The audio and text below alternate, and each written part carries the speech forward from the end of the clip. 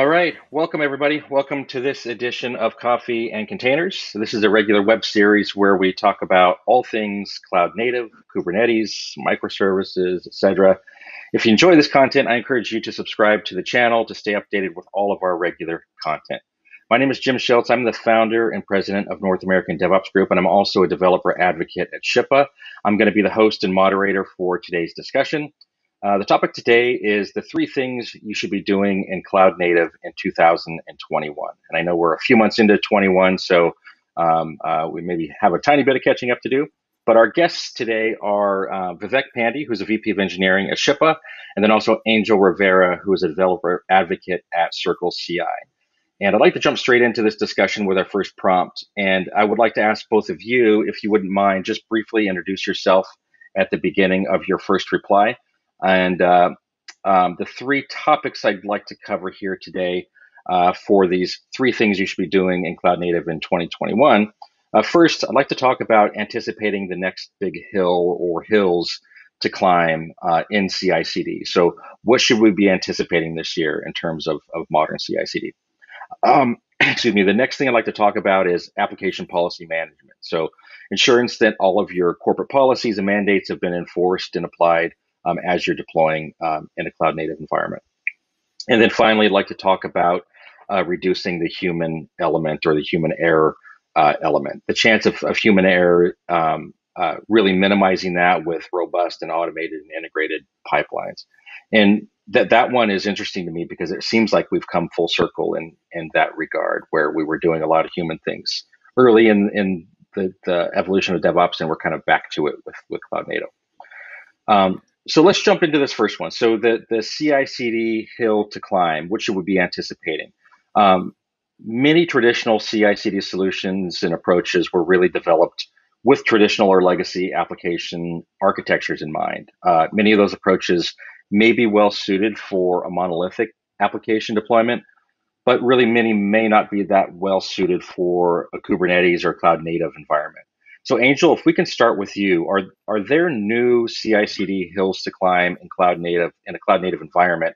And are there new approaches or best practices that we should be following in 2021 to prepare? And again, if you wouldn't mind just doing a quick intro of yourself at the beginning of your response. Yes, sure. So my name is Angel Rivera, developer advocate for Circle CI. And thank you, Jim and Vivek, for having me on this session. It's always good to, pair up with folks and talk about technology and what's going on in the industry. A little bit about myself. I started my career off in the United States Air Force Space Command, did a bunch of different jobs since then, primarily working in the tech industry. Currently I work at Circle CI in my role as a developer advocate. My primary focus is on engaging the developers out in the community at a grassroots level. So basically understanding how developers are using technology, how the industry is using technology, and all of the struggles that come with that, right? And then understanding how Circle CI can, build features that can help developers get over some of those obstacles that they're dealing with, and specifically in the DevOps and the continuous delivery space. So that's a little bit about me. So climbing the hill, right, to CI/CD. Yeah, there's definitely some obstacles and patterns in the industry that I think need to be addressed that were always there, right? So your prompt was more about some of the things for 2021. I still believe firmly that we are nowhere near fixing the legacy pre-2021 problems that CI/CD or that we have in the industry regarding CI/CD. But some of the top ones I think that I can identify are definitely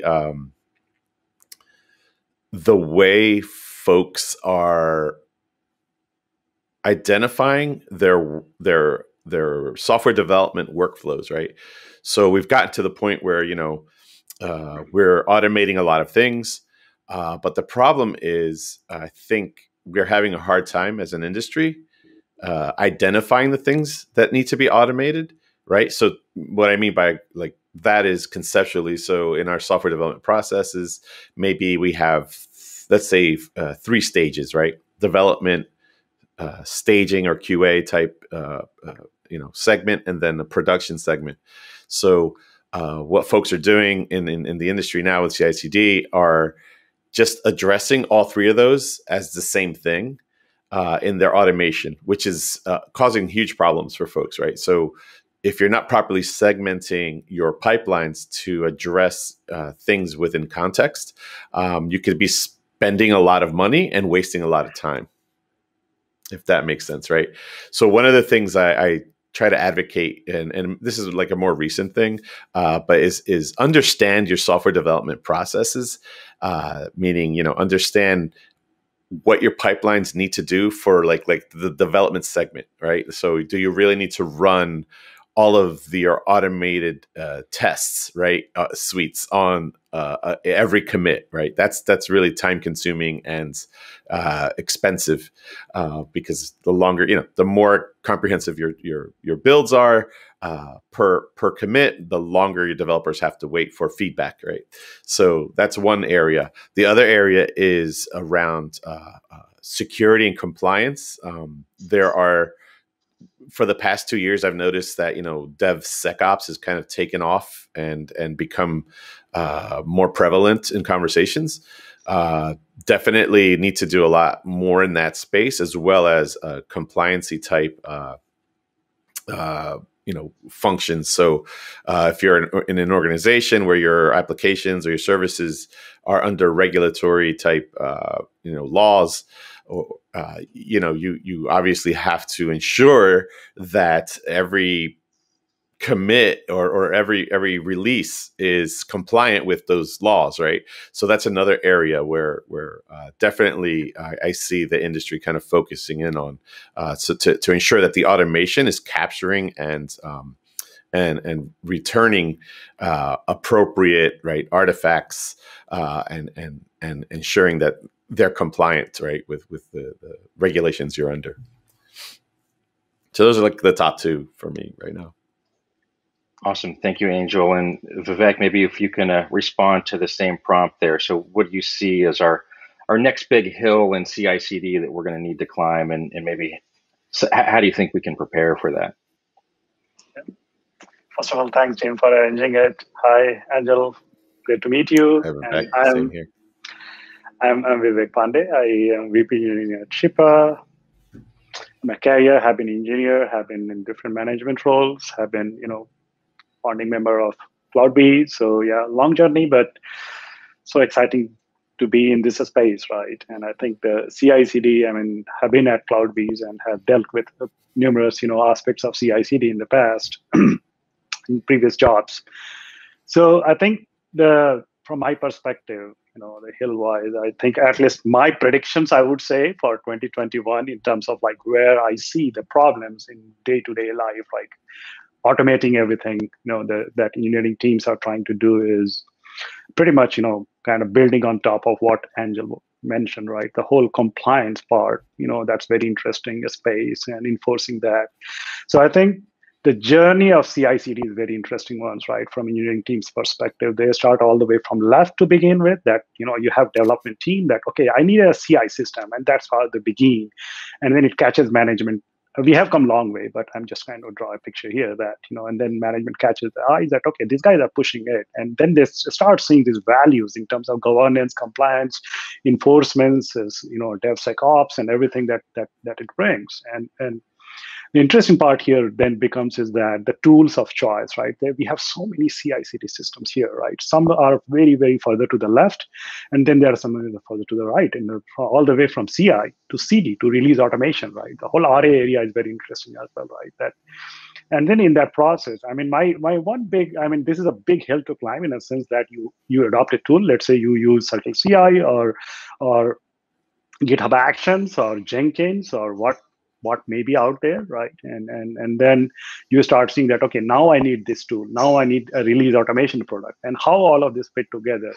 So one of the things I'm hoping that somewhere we land where there's some kind of interoperability at the, CD, RA, all the way from left to right, meaning it's as simple as that I'm using GitHub Actions, or let's say I'm using, Circle CI, and I see some great things in terms of CD. So can I interact with that particular platform or technology, or do I have to just have one big vertical? Maybe sometimes vendors do not provide all the complete end-to-end solutions. So to me, it's like a big thing, like an organization really adopting CI/CD. Do they have what options they have in terms of going from all the way from picking up the tools all the way from CI, and then they start their journey, they get to CD, and then changing those systems from one system to another, because everything is baked into code, whether it's a Circle CI or Travis or a Jenkins file or GitHub Actions code. It's code, and once you are there, you are locked in. And how does the interop happens, and how can we move? So I hope that that Nirvana stage where we have this some kind of interop happening, which makes the governance, compliance, everything kind of plug and play. Hopefully, who knows? Yeah, that's the Nirvana, right? We just plug everything in and it works. Computers take over. That would be boring, though. Great for customers. I mean, GitHub doesn't do that. I should be using Circle CI, and I now change the whole code, right? So right. Yeah, that's another huge challenge, right? A lot of people went all in with the early or the legacy types of CI/CD solutions like the Jenkins and things, and they're so ingrained now, and now they're trying to force them into a cloud native situation, which may not really be the right thing to do. True. I mean, we have Tecton, right, marching along the whole Kubernetes opinionated CI system, CD system. Yeah, and a lot of my conversations, though, regarding talking about the different tooling, what we're going to see, and my prediction is we're going to see basically teams and organizations use multiple CI/CD tools, right? Like, and it can be because of, hey, we made a huge investment in, I don't know, whatever tool, Circle CI, Jenkins, Actions, whatever. And then the other, side of the coin is there's going to be tools that are going to come out that are newer, and they're going to address things that are, the actual new problems that we have, right? One of them being, I think, is like, how do you address hybrid cloud? Right. So if you're doing a CI and, which is generally around the code and development, but the deployment piece, the continuous deployment piece will be to what, right? Like what environment? And you're going to see it's multiple clouds, right?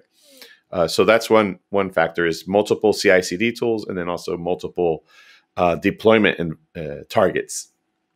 The other thing that I see as well is, when you're marrying the two, it's going to be a struggle with understanding how to integrate those things. Like, let's say with CI, for instance, we have a couple version control systems that are dominating, right? Like Git is a version control system, but there are others that are still used by big companies that aren't even mainstream, right? And some of them even roll their own. So with CI, and if you're looking at the CI aspect, the biggest, I think, integration is going to be with version control systems, right? And what can you automate inside that?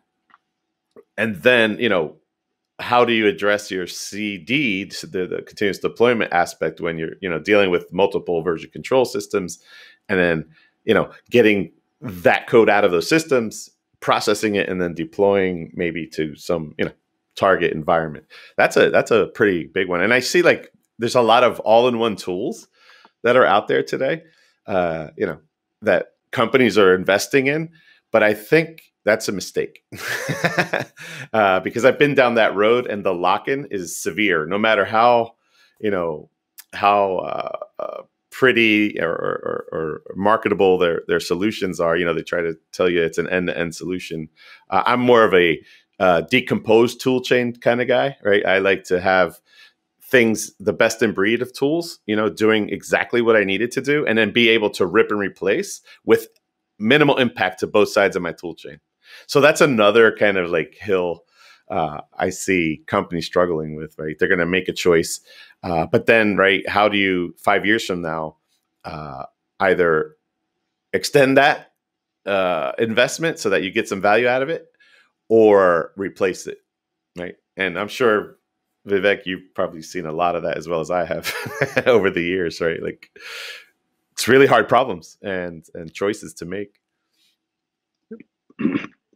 And I'll get back to the the compliance part, especially, right? I mean, and that kind of make me think that if you look at it, right, that the composability part is so important here, especially for customers, right, and use cases driven approach where I mean, rather than like the tool chains which are solving problem, it's important that tool chains enable that kind of composability, right? So for example, like for compliance and things, there are different isolation levels in the sense that, okay, developers push their code and they're always pushing their code, and that's getting deployed.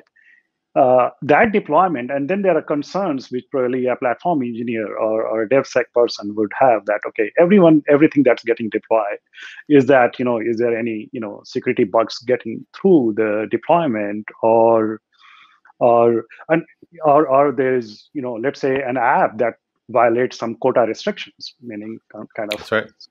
How much is an app that is pulling out images from a repository that it shouldn't be. So there can be so many such kind of governance, compliance, policy driven restrictions that an organization would like to enforce, and there could be several tools out there, right? I mean, and that's where, like, Shippa has its own. I think I can talk about that too, but it's an interesting area where basically the CI/CD system, and I think in general most CI/CD systems do a pretty good job in terms of allowing you to extend it. Like, Circle CI has this whole orb thing. I mean, Shippa has an orb for Circle CI, where you can plug in, like, you can have, like, at least the application developers, approach of taking a code and shipping out there. And I'm pretty sure you'll have orb for many different such integration pieces. So I think that's fantastic. I think that whole composability aspect of most CI/CD system, where you can write plugins, extend it, provide a solution that way, is pretty awesome.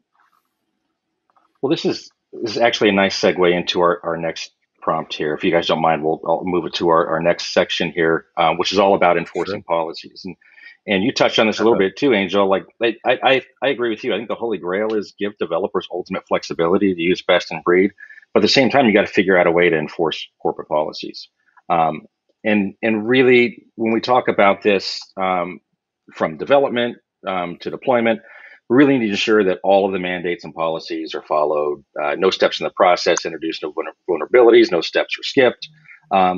This is especially true in highly regulated industries such as banking, but really with all the data that everyone's collecting these days and storing, penalties for a breach, loss of revenue or customer confidence, all those things. It's really important for everyone to be building and deploying software that's following their policies. So Vivek, since you kind of left off on that as well, maybe I can give you the first opportunity to respond to this one. So how do you recommend we begin to approach application policy management in a cloud native space? Yeah, I think there could be several approaches, of course. I'll give an example of how we are doing it with, users can deal with Shippas. Should be sort of, going over a working system and showing is like an idea where, how we are trying to solve this problem. And the problem really begins with, right? So I'll first of all, I'll say that, so Shippa has, just talking about composability. So this is how it looks like. So Circle CI developer, we just kind of dropped in an orb, which basically pretty much would let you deploy your applications, right? So you could pretty much, just have a Shippa installation like this. So you have Shippa cluster available. You pretty much plug it in by describing a little bit of configuration, and once you have it there, then basically you can just start deploying your application. And in your application code, it's every Circle CI developer would know what to do exactly. They could pretty much do all of that. So here you could pretty much just do an app that you want to deploy. You deploy an app, and it pretty much takes the left side of thing, that developers who are writing their code, how much of Kubernetes they need to know, right? They don't need to know much. All they have to do is that just deploy using Shippa tool, right? Use your Circle CI org, run your test. You just focus on solving business problems by writing super code, and let tools like Shippa basically worry about generating Kubernetes objects and provide it. So that doesn't take care of, like, let's say as a developer, I mistakenly pull an image which is basically tainted and it gets deployed. And that's where governance and compliance come into picture. So one of the thing I think will be interesting to see is that how we do that, right? I mean, at least at Shippa. So Shippa has this whole application framework where from the governance and compliance perspective, a platform engineer, taking feedback from DevSecOps and everyone, basically could pretty much define a policy.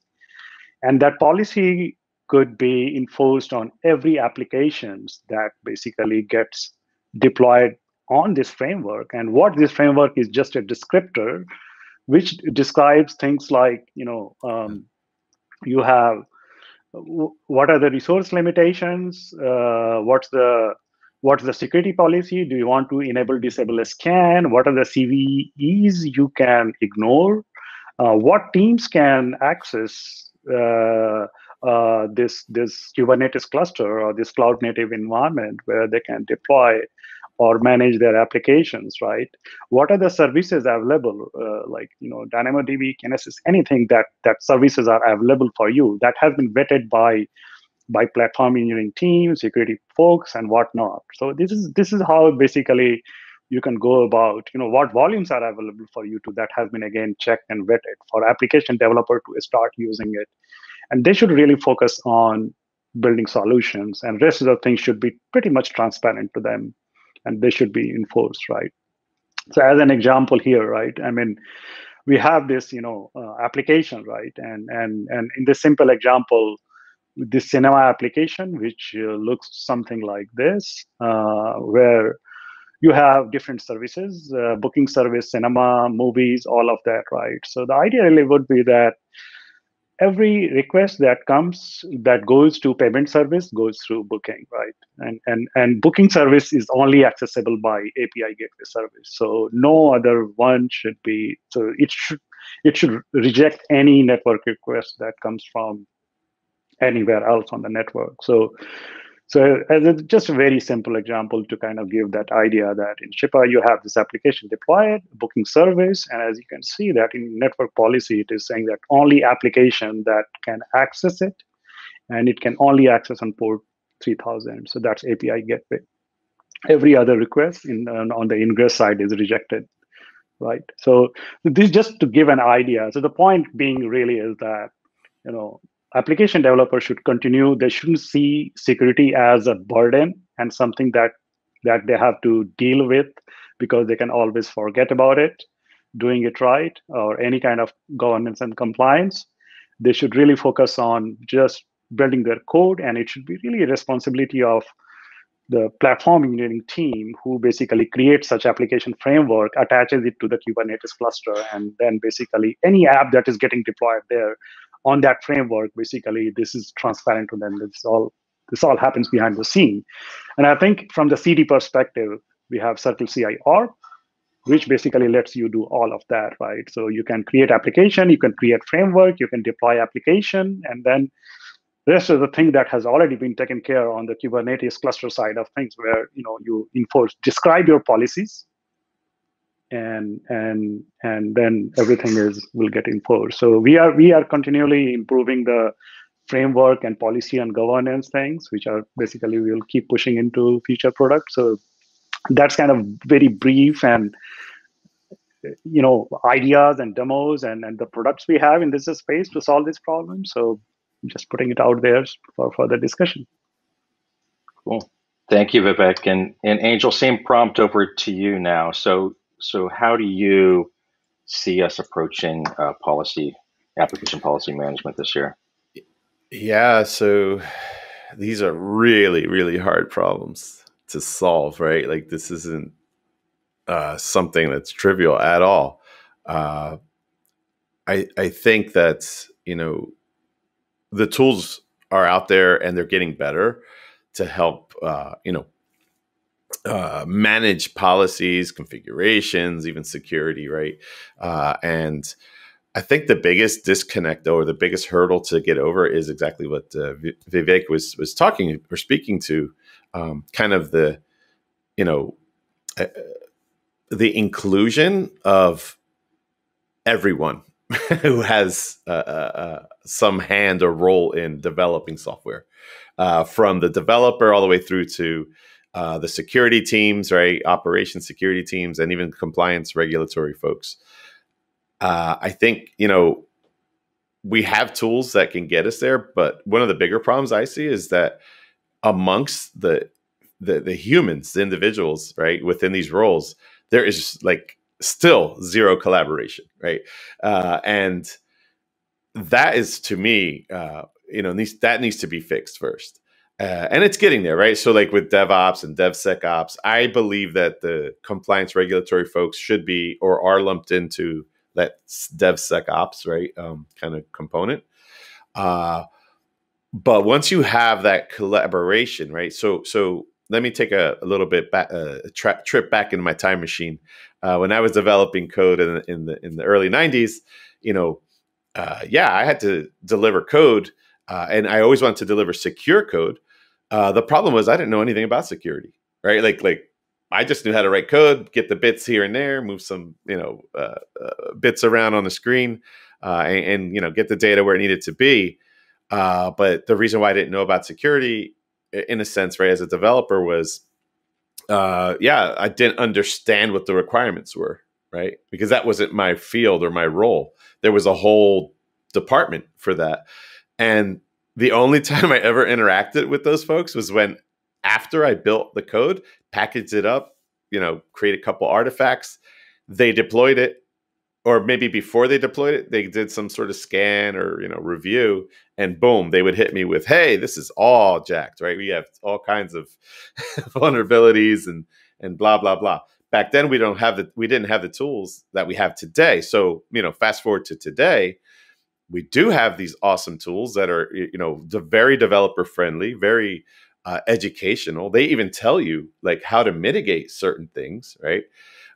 Same thing with compliance. Now I see that's becoming more and more, I guess hand in hand with where security tools or I call them developer security type tools are going. So, with the tools being capable to identify these things, I think that what you're going to see is that, again, talking about that shift left kind of mentality where the developers will be empowered, right, to do their jobs and also have some sense of what's happening in the regulatory aspects, security and regulatory aspects, right, without having to be full-blown CISOs, right, and getting certified in security, because I think there has to be a happy medium, right? So developers are educated; they can handle. If they're educated, they can handle the problems prior to that even landing, becoming a problem, being released into a like Vivek said, into an image that's tainted, right? Like if you know ahead of time using automation tools, the compliancy tools, that your software, that release that you just committed is not compliant, you could fix it. And then, right, it'll just move through the pipeline or the workflow.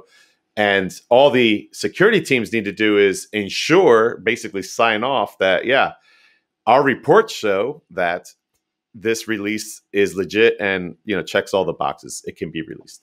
And the more important piece is the audit trail, right? So now you have a record of that, because if something happens, and it will, at least you have, documentation of kind of like an audit trail for the people who need to do the investigation on incidents.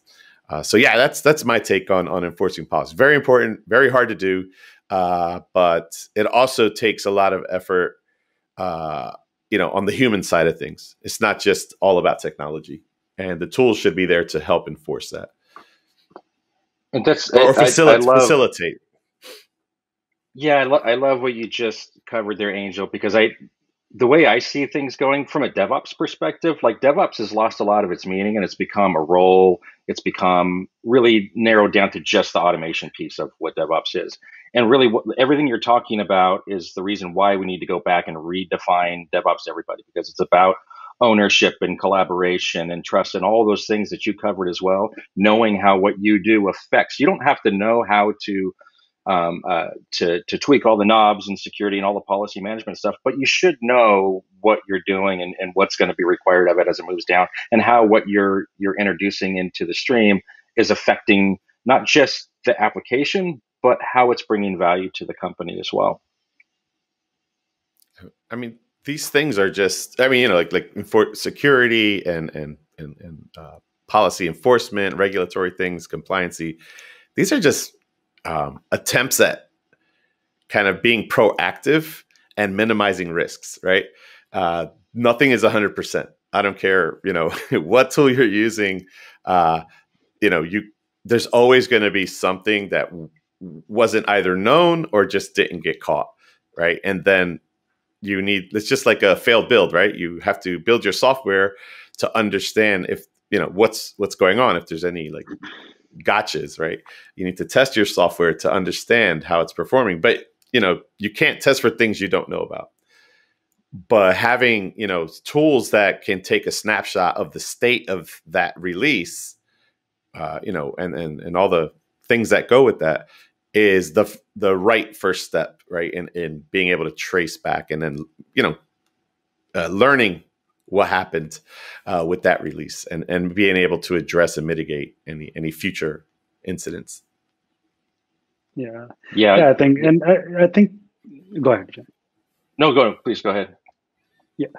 And I think the toolings are helping these days, right? So if you look at it, like there are multiple tools out there, like take images, for example, right? Or source code scan, for example, that people open their PR and they come to know that, okay, these PRs are basically have these vulnerabilities, right? Or you deploy your image, you build your image and push it to most Docker repository, Docker Hub, or whoever else.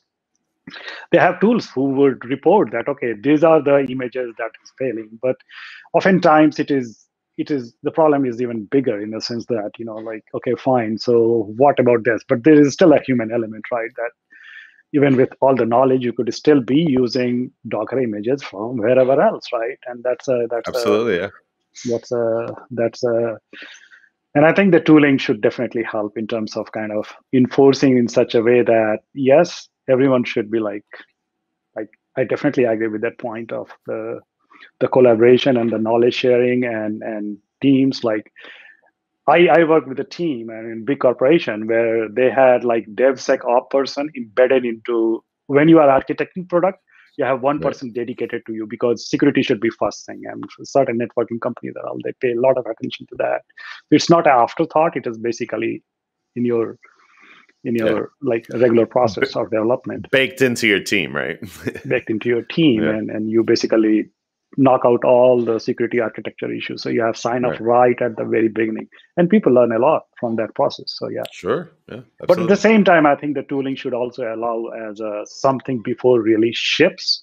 Like Audit Trail is a great example that helps, but also like going a step further, where tooling can pretty much prevent you from even running your code in production, right? I mean, that kind of thing. Yeah, sure. And I think all the things that you're mentioning here really just steps in achieving a trusted process, right? And that's really the goal. Is we need to have a process that we trust, that we know that if all things go as planned, which they don't always go as planned, right? That we're going to have quality code on the back end. But you need to continue with a culture of high scrutiny on your process as well, to make sure that when those things do arrive, when people do find backdoors or when things slip through the cracks, you're ready to pounce on them and plug those holes. Yep. So all this talk about humans leads us, and I swear we didn't plan any of this. It just you guys started talking about humans, and we're going to talk about our final prompt here, which really is about minimizing the human error.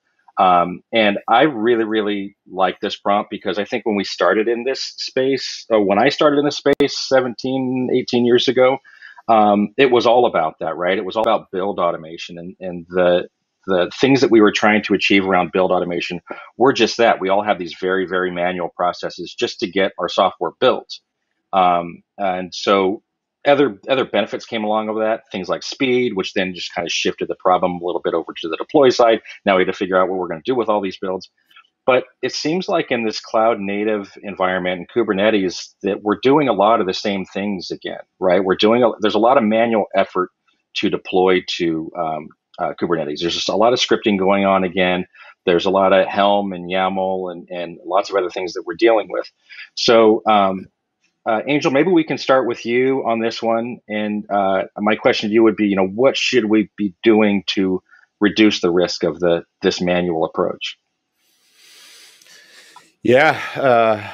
So I'll start by saying there are situations where you just can't avoid that manual interaction, right? Like it's just going to be that way, especially going back to regulatory type industries. There always has to be kind of a sign off of sorts, right? And I don't think, I know in certain industries, a machine is not going to be held accountable. So you need a humans kind of like to push a button or something that says, hey, this was approved or reviewed by a human. But having said that, the automation space is only going to get bigger, right? Or grow. Things are going to we're going to automate all the things, and I think my focus lately has been on how best can I provision and manage my automation, right? So I think the answer I'm going to give here is you have to basically codify as much as you can. And I think that's already being done. I mean, you mentioned it, Jim, yourself, that, we're scripting a lot of things. The problem, though, I see is that there is no, I don't want to say standard approach, but there's many options out there on how to codify things. And I think that's okay, right? But if you drill into like that codification within organizations and teams and even projects, that's where the problems are, right? Like, because everyone's doing it differently. And that, I think that's okay internally, but when you're presenting something, like let's say if you're producing a product, there should be some level of standardization, right? So if you write a Kubernetes manifest for Kubernetes, it should be ingestible by whatever automation tool you're using. And that's not the case these days, right? It's a little bit of like, I think most tools try to do a good job of that, but they also want to kind of put their own proprietary mark on things. And that's where things get dicey, right? Like they'll create a DSL, domain specific language for their specific product. And, at Circle CI, we've actually extended YAML for our product because we were seeing, YAML is a data set. It's not a programming language, but in the context of continuous integration, continuous deployment, we're using YAML as a way to define commands that get executed in our automation. So that's where we created this concept of orbs to kind of, instead of having that repeat in the YAML and just growing that file syntactically, we've created this process of orbs, right? And reusable configuration. So it's encapsulating functionality. And then, you're just kind of centrally manage that functionality in one place and then implementing it very easily with a few lines of syntax. So I think the challenge is going to be how teams standardize concepts within their automation. And then the other thing, and I'll just end with this, is in my opinion, there needs to be a either new role or an extended role which I think I wrote a couple of blogs about it called CI/CD Engineer. But as of late, I think I'm going to change that label to delivery continuous delivery engineer. Right. So this is someone I envision being the human who kind of oversees. He's the czar for continuous delivery within an organization. Right. So they're knowledgeable in cloud native technologies, cloud providers, things like that. They're knowledgeable a little bit about networking. They're knowledgeable in operations and software development, right? So you have that nice, and maybe even security or compliance, right? Whatever. This is a multifaceted role, but the idea is they're the ones who would monitor what's happening in the automation and then be able to address anything or most things, right? So one of the things that I think we all kind of recognize is that the industry is releasing software at a much higher pace than they were a couple of years ago. And that's basically being accomplished because folks are managing these pipelines and this automation that, facilitates the pipeline. And they're monitoring it to the point where they're looking even into developer productivity. How fast are developers recovering from errors within their CI/CD pipelines, right?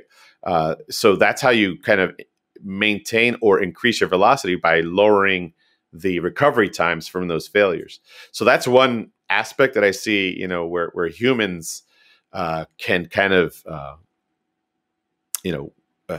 control the automation, ensure that the automation is humming along to the tempo that you desire or require, but eventually codifying things and then having humans there, kind of watching what's happening with the automation as well, observing that, because at the end of the day, you could build systems, and people have built systems, right, like AI systems or to monitor those things, but nothing beats a human, right, kind of analyzing why, because there's only so much an AI can contextually process, right? You need that human element to say, all right, connect the dots, so to speak, right? If there's issues with integrations, like what's causing it? I don't think an AI at this point, this stage in the game is smart enough or capable enough to connect those contextual dots, right? So that's my answer on that. So let the humans look. Just don't let them touch anything. Let the humans write the code that tells the machines what to do, which is no different than today. But also have the humans, observing the processes and the automation, because we can automate the hell out of everything, but is the automation actually performing the way we intended, right? There's something to that. So I know Vivek is a human who's never ruined anything. What's your what's your take on the human element of software delivery and cloud native? To Angel's point, I think I'd certainly agree that human ride with AI and everything happening, I think probably will save us from robots one day. So sure. So yeah, I think that it's a very important topic. I think, the whole human error aspect, which is basically lost productivity, risks to organizations, and confusion all around, because, and no one intentionally makes mistake. It just happens as human beings. Even machines make mistake, or humans make machines make mistake, that kind of thing. That's right. But I think examples like OR, like what it does, it basically makes you think it provides higher level of abstraction per se, so that you basically synthesize concepts and let you do a specific functions in a very, very predictable way, right? Similarly, if you look at there's a whole CI/CD part that does it. Compliance wise, I think, back at CloudBees, we had this whole template thing, right? I'm not talking about their product per se, but it's just an idea that, have a template that, let's say there are a set of jobs, basically they must follow these templates. Anytime you're creating a job, basically it's a meta, like if I am thinking in terms of circles, meta, or for example, right? Right. Similarly, I think from developer productivity purpose, right? I mean, if you think about like dealing with Kubernetes, it's many teams are adopting it, coding it, and if you think about it, right? I mean, the number of mistakes I would have made writing these YAML files, even with like very smart IDEs, they are becoming more and more smarter, Right. and they help me. If I start putting dollars in a jar, I would run out of money. It is the amount of mistake I would have made writing all these YAML files, right? So Sure. the point really is that how do the tooling? So tooling definitely is needed, right? I mean, and tooling where you again kind of abstract away all those unnecessary concepts that I basically as an application developer do not even care to how Kubernetes internal nuts and bolts works. I mean, oh yeah, just take care. Let someone take care of it, right? And I think that that's a space, application delivery a space, application deployment a space is very interesting area, right? I mean, Shippa has tool for that lets you do that. Which is basically essentially you just deploy your app. You don't think about Kubernetes at all. I mean, yes, higher level concept, security and all you think about. And similarly, it goes over to the point of like human making mistakes, right? Even with all the knowledge, and even the best security expert would have things Yeah. happening out there. And we again need some automation, someone to basically in a very it's a repeatable job to scan bits and bytes to look for security issues, look for you are pushing code, pulling out libraries from wrong places, or whatever it may be. But the point really is that tooling is one aspect of it, and the other aspect is the audit, right? I mean, the point that I think Angel was making is the backman Yeah. audit is where human element, because sometimes yes machine reports it, but sometimes you have to, as a human, we have to make a judgment that maybe that CV is okay, I let it bypass it, whether you bake it into kind of your tool chain. In Shippa, we do certain way, the other tools might be doing some way, or at the end of the way, maybe it's a workflow, right? I mean, that kind of Yeah. workflow is something where you have approval process that, yeah, I mean, yes, there are errors, but okay, fine, it's a good enough that we make it way through because there are other ways to mitigate it, for example, right? But it's good to know, right? And that kind of thing. So I think that it's a bunch of things. I certainly think that a little bit deviating from what Angel was saying, that I think that automation, like the amount of mistakes we make every day, and if we could make machines do a better job, right, in a sense that we make them better at doing their job they are good at, which is very repeatable processes. So those repeatable processes, if they are reliable enough, right, so Yeah. that as a human being it makes our life easier to kind of trust them that okay, the process really reports an error, it's really an error, and it's good that you are telling me that it's happening now so that I don't have our customers getting the burn of it. Yeah. So I, uh, just on that, Vivek, is there a calculation that you do? Do you just automate everything, or do you look at it and say maybe this I don't need to automate because the risk is low enough, but the effort's too high, so maybe let's not automate that piece?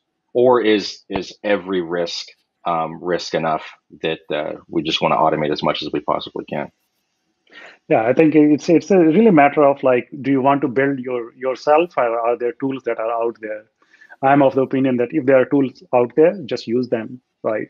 And it again goes on the tool vendors too, right? How easy the tool vendors make it to kind of write, how easy it is to write, or for example, how easy it is to write Jenkins file or any such things which are out there. So as long as we make it extremely easy for developers or development teams to automate things, if just to automate I have someone spend let's say 2 months, but then we know that customers are asking something else which basically will help them today. So even if it is very expensive process of let's say manual testing, some things, yes, let's still do manual testing and do that. So it's a kind of like, it's not a yes or no answer, I would say. It's definitely, you are right, that we always kind of weigh the cost of automation. And everyone kind of agrees that yes, if possible, and depending upon the tool we have for at our disposal, let's fix it, let's automate once and for all, and let's continue making it better. But it's not yet free from 100%. Like, okay, we just built it and it's all done. We need reports, we need triggers, we need alerts that, okay, something is failing, what to do? Is that good enough? Or is it just a false positive? That kind of thing. So it's a kind of mixed bag, I would say. Yeah, you can automate a really bad process that you don't trust, right? So when I talk about it, I usually start with that. Like, it's got to be a process that you trust, whether it's automated or not, right? If you've got an automated process and it's a bunch of garbage, then what good is it? So start with trust and then start to optimize and automate. Well, my take on it is a mixed bag. But once you committed to automating, to answer your question about is it worth the effort, that's where like a bunch of organizations and teams fall apart or fail. And I think Vivek touched on it, which is you have to. Once you constitute an automation with whatever that looks like, or an automation mechanism, you need to tend to it. You need to. It's a living, breathing thing, right? That's in some cases critical to your operation. And what happens is it's the set it and forget it, right, kind of mentality that leads to things being, inefficient, suboptimal, right? And then again, becoming more of a hindrance than a value. And like I said, time and time again, I see it all the time where it's like, we've implemented this tool or this automation and no one ever goes back to check on it until it falls apart one day and basically takes down a whole team or an organization. And then at that point, that wasn't worth the effort, right? Like, so my answer is, once you implement something and adopt it and implement it and have it running, make sure that you have some investment in maintaining this thing, because I promise you it will fail and it will bite you in the end. And it will not be good. From experience, by the way. So. Good point. Vivek, anything else to add on the human side of things? No, I think that, as like I said, that, we have to make machines, we have to instrument machines do better and better predictable, give us better and better predictable results. And automation is key. I think it's if possible, we all should try to kind of get more time to do the most important things and let machines do all repeatable grunt work that as a human being, we could be much more creative and productive if they can just kind of take care of that. So anyway, so that would be my final thoughts here on this. Great. Well, guys, I have bad news and good news. The bad news is I just drank the last bit of my coffee. The good news is I have lots more in the kitchen. So I'm going to go get a refill. This was an excellent discussion. Thank you both, Angel, Vivek. Thank you very much for spending the time and all the thoughtful responses here. We're going to put some relevant links in the description of this video for everyone watching, so you can go down there and click away. With that, it's time to go get my refill. So we will see everyone on the next Coffee and Containers. Thank you, everyone. All right. Thanks. Bye.